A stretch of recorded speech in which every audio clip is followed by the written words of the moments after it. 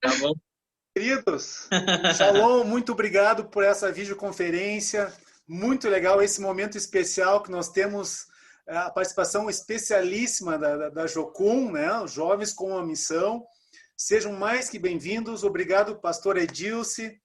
E vamos já começar dando espaço para vocês falarem brevemente sobre vocês, suas vidas, se quiserem. E a primeira pergunta que eu já tenho anotado aqui é quais os planos, em geral, na maioria dos jocumeiros que vocês notam em vocês, quais os planos que vocês têm depois de formados?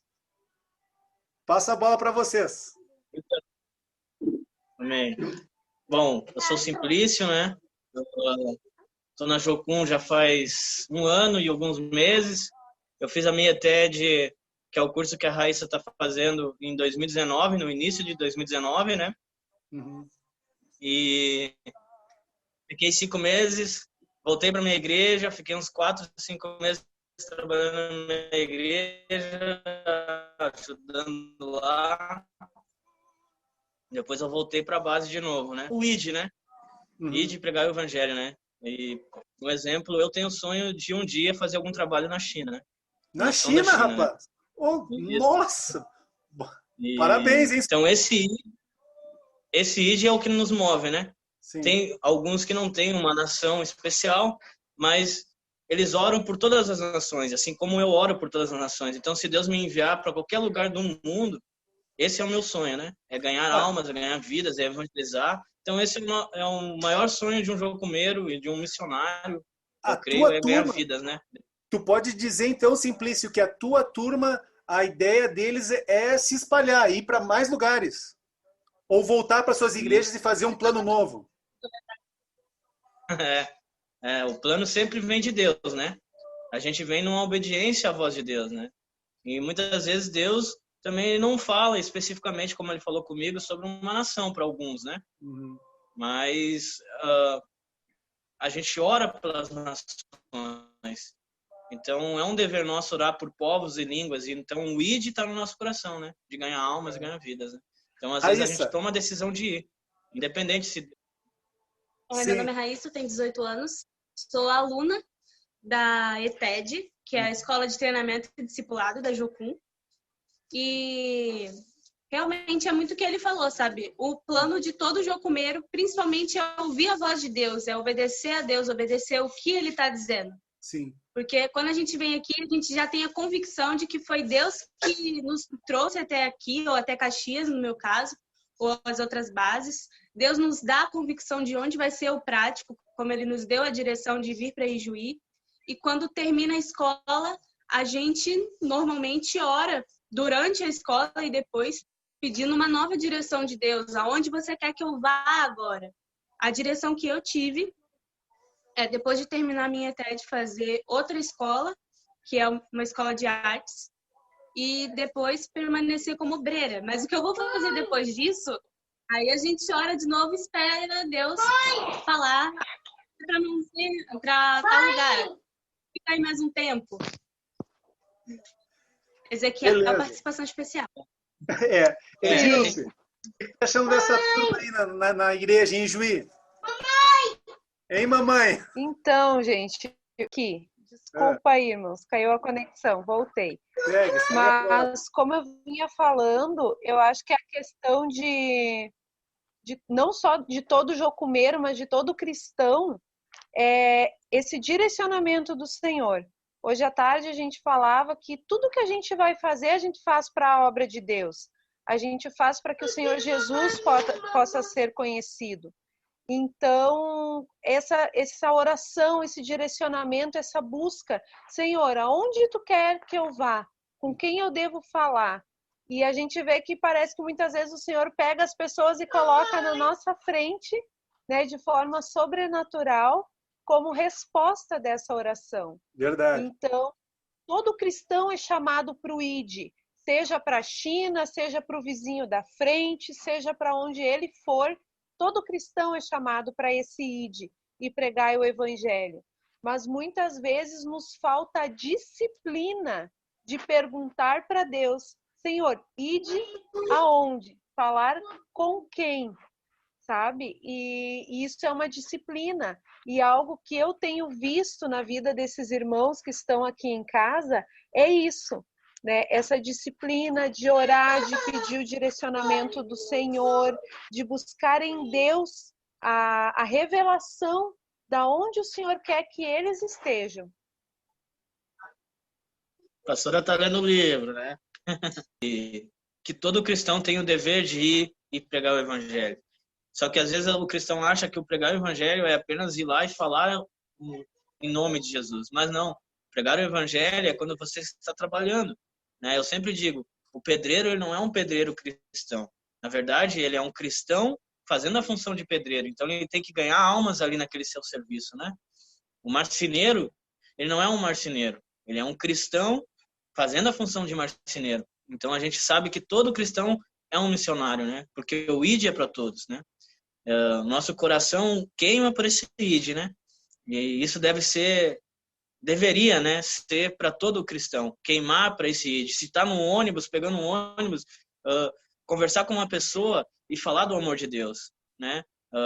Se está no mercado e fazendo alguma compra, falar do amor de Deus para essa pessoa. E às vezes esse falar é um gesto de carinho, um abraço, um bom dia, né? Um sorriso, um olhar, né? E isso é que impacta hoje as pessoas, né? O nosso jeito de viver é um evangelismo. A nossa forma de viver é um evangelismo. A gente crê muito nisso, né? Quando tu tá olhando um futebol com teus amigos, né? Tu pode impactar os teus amigos com a tua forma de viver, sendo um cristão genuíno, né? E aí evangelizar eles, né? Quando tu tá jogando futebol, tu ser um cristão genuíno ali jogando no futebol e todas as coisas são para glória e honra de Deus, né? Então Sim. Tudo que tu fizer é para glória e honra de Deus e é uma forma de tu evangelizar, né?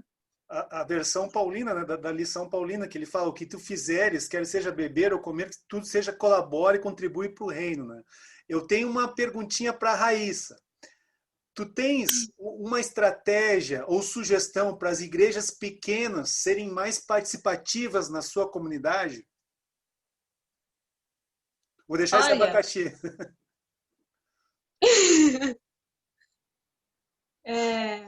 É uma coisa que a gente tem visto muito, porque a ETED é uma escola de 5 meses. Vai fazer 8 meses que eu estou na escola, por conta da pandemia. Uhum. E foram 8 meses que Deus mostrou muito para nós a simplicidade dele, em tudo que ele faz. Então, assim, igrejas pequenas não precisam fazer grandes conferências, assim como as igrejas grandes não precisam fazer grandes impactos. Às vezes, não vai ser uma conferência com várias luzes piscando que vai chamar a atenção da vizinhança, mas sim a vizinhança vê a preocupação deles com eles, ver o relacionamento, ver o exemplo deles, sabe?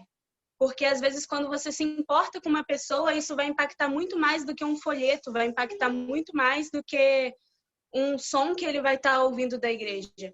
Às vezes, tipo, no contexto de pandemia é meio complicado, porque não dá para você simplesmente bater na porta da casa da pessoa por conta do distanciamento social, mas às vezes a gente aprendeu que, por exemplo, uma carta ela envolve muito sentimento quando ela é escrita à mão. Gastar um tempo escrevendo uma carta e entregando na vizinhança, a gente teve essa oportunidade de tipo escrever cartas, receber cartas, e a gente viu como isso impacta. E hoje em dia é uma coisa que se perdeu tanto. Essa seria uma ideia, por exemplo, escrever cartas à mão, pensando na vizinhança e entregar lá no correio mesmo, não precisa chamar. A pessoa vai ver e vai pensar, poxa, pensou em mim, gastou tempo escrevendo um negócio à mão para que eu me sentisse importante. Às vezes você nem sabe o nome da pessoa, mas às vezes elas só precisavam ouvir um você é especial, você é amado. E às vezes essas palavras escritas à mão fazem toda a diferença. Oração também faz muita diferença. Às vezes a pessoa nem sabe que você está orando por ela, mas você está ali do lado. Deus abençoa o vizinho da Casa Verde, que eu não sei nem o nome dele, Deus, mas eu sei que o Senhor conhece a vida dele, os sonhos dele. Eu quero te pedir que o Senhor abençoe. E tudo isso faz a diferença. São pequenos gestos, coisas simples, mas que no reino de Deus fazem grande diferença. Amém. Edilce, também uma perguntinha. Opinião sobre o cenário atual, a situação das igrejas no Brasil como um todo. Como que você vê isso? Eu acredito que todas as igrejas foram impactadas de alguma forma, de formas diferentes. Igrejas com grandes estruturas tiveram que se organizar de alguma forma. Igrejas médias, igrejas pequenas, de outras formas. Mas eu creio que todas foram impactadas. E talvez isso serviu para nos mostrar isso que a Raíssa e o Simplício falaram agora. Velhas práticas que foram deixadas de lado, né? Por questão, muitas vezes, da própria tecnologia, que está aí, é uma bênção e deve ser, sim, utilizada para a propagação do Evangelho como uma ferramenta, mas como a gente ficou nessa condição de não poder visitar o vizinho, de não poder entrar dentro do hospital para impor a mão e orar pelo enfermo, isso não teve tamanho de igreja, isso foi para todo mundo. Né? Igreja grande, média, pequena, ficou nesse condicionamento. Então, eu creio que é o momento da gente repensar as estratégias de estar junto, porém, mantendo os cuidados, né, necessários para que aquilo que está sendo, digamos, proposto, né, pela Secretaria de Saúde de cada cidade, né, seguindo as regras que estão sendo colocadas para nós. Mas eu creio que todas as igrejas foram impactadas de uma forma ou outra. Verdade. Eu não sei se, no geral, vocês, todos aqui, qual a opinião nesse sentido. Eu, particularmente, assim, eu tenho algo assim que há muito tempo me incomoda, no sentido, acho eu, positivo.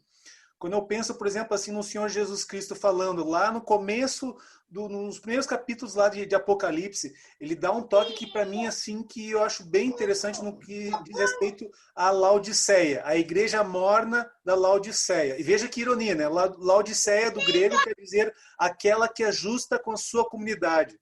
E ela não foi justa, né? É uma igreja morna, eis o perigo. Eu não sei, de uns tempos para cá eu vejo as igrejas com muitas atividades, mas com pouca função social no seu bairro, no seu município. Porque se a gente fazer uma conta assim, ó, que eu sou um CD riscado nesse sentido, eu repiso bastante, que se a sua igreja desaparecesse, alguém mais ia sentir falta além dos seus membros, alguém no bairro, na cidade ia sentir falta da sua igreja. E, poxa, se nós somos a maior igreja no mundo em número de filiados, por assim dizer, de fiéis, né? O cristianismo ainda é a maior igreja, por que o mundo está tão errado? Vocês não acham que a igreja tinha que ser um pouco mais, ou muito mais, proativa na comunidade? Passo o abacaxi de novo para vocês. Que sentido? No momento que a igreja perdeu a sua identidade como igreja, né, ali no livro de Apocalipse também fala, né, de retirar o candelabro da igreja. Né? O candelabro está representando o Espírito Santo de Deus naquele contexto. Então, o que quer dizer? Que é possível, agora eu vou lançar uma bomba aí para, né, que a igreja se mantenha sem o Espírito Santo. Isso eu não tenho dúvidas. Assim, em termos de eclesiologia... se mantenha como instituição. Sim, não, isso então, eu creio que o que fala... Exato. E eu creio que talvez a falta maior em relação a essa questão verdadeiramente é esse direcionamento espiritual. Esse tempo de oração, se debruçar em cima disso. Porque, na verdade, essa parte da igreja para fora, vamos dizer assim, né? Vamos pegar, por exemplo, o assistencialismo social. Né? A igreja, hoje em dia, ela está cheia de atividades, um ativismo religioso. Concordo. Né? Que muitas vezes não consegue dar uma sustentação. Porém, isso não está alcançando o nível que deveria na questão de ganhar vidas para Jesus, de transformação. Né? Então, se a igreja, por exemplo, está fazendo programação, mas não...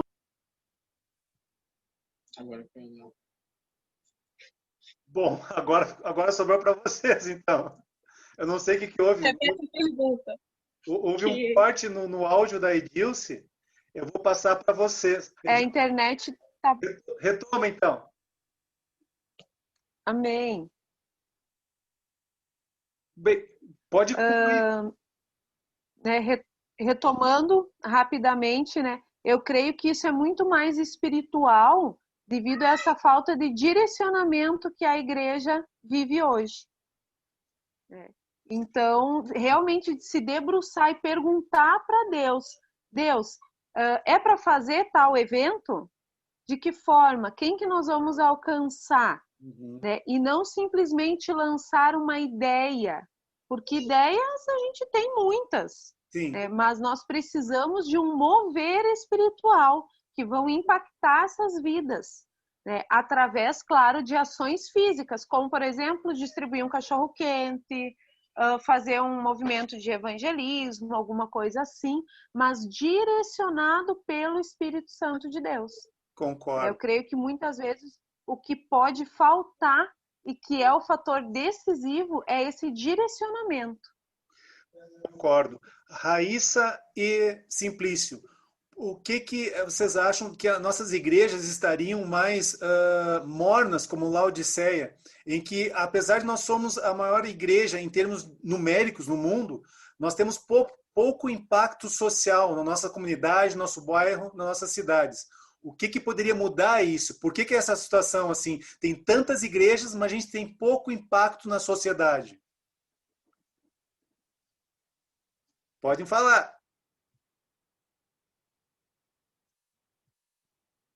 Eu acho que isso não vem de agora, sabe? Não vem de pandemia. Eu acho que isso vem desde antes. Porque sabe quando na Bíblia fala o amor de muitos se esfriará? E antes, quando eu falo por mim mesmo, a gente está tão ligado na tecnologia de hoje que antes da pandemia, o pessoal não saía, tipo, para ter um tempo ali junto, tipo, eu, você ali. Era muito celular, muito virtual, faltava calor humano, faltava abraço. E isso esfria qualquer um, sabe? Isso Eu acho que nós, como igreja brasileira em si, falhamos nisso, né? A gente falhou, a gente quis moldar a igreja conforme o mundo, né? Então a gente começou a botar luzes na igreja para atrair jovens, começou a fazer um monte de coisa para atrair, né? E se eu olhar para a igreja de Atos, a única coisa que eles faziam, eles estavam em comunhão, cuidando um dos outros, né? E eles tinham essa ação social, cuidando do órfão e da viúva, né? E do estrangeiro. Então é isso que faltou para a nossa igreja e essa essência, né? No início desse ano, a gente recebeu uma palavra que a gente deveria voltar à essência, né? Exato. Como Jocumeiro. Exato. E a nossa essência como Jocumeiro. E a gente vem recebendo essa palavra, né? Que esse é um tempo de voltar para a essência. Amém. Então nós, como igreja, devemos voltar como essência, a essência de Atos, né? Onde todos tinham tudo em comum e nada nos faltava.